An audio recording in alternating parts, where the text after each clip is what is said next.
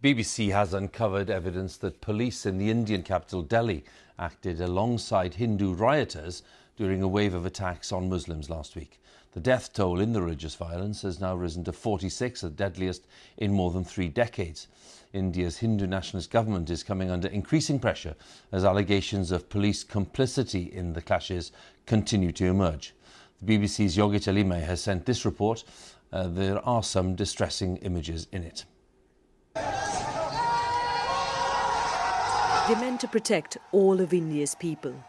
But here, the police are seen with Hindus throwing stones towards Muslims.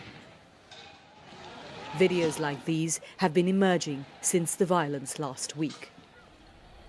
We went to the street where the footage was filmed, a predominantly Hindu one. Himanshu Rathore described how the police helped them. We didn't have enough stones here, so the police brought us some and told us to throw them. Across the road, we find the burnt-out house of a Muslim man. I saw the police come in with the rioters, who set the shops on fire in front of them. Bhura Khan told me. We've been able to investigate how events unfolded at this one location. But on several instances now, we've been told by people that the police were either complicit with or turned a blind eye to Hindu mobs and used excessive force against Muslims. This Muslim man was beaten to death by the police. Faizan was 23.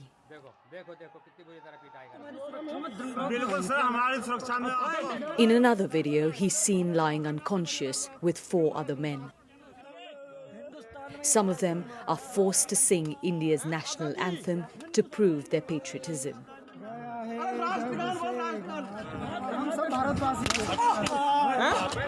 We're Indians like you are, the men plead. At Faizan's home, preparations for his funeral were being made when we went. He couldn't stand up or sit down. My brother was in so much pain.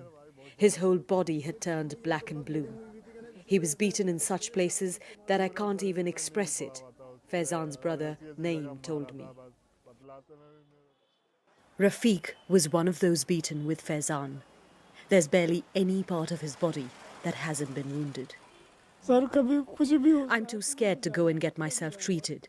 The situation outside is so bad. The government has ruined India, he says. The Delhi police didn't respond to the allegations.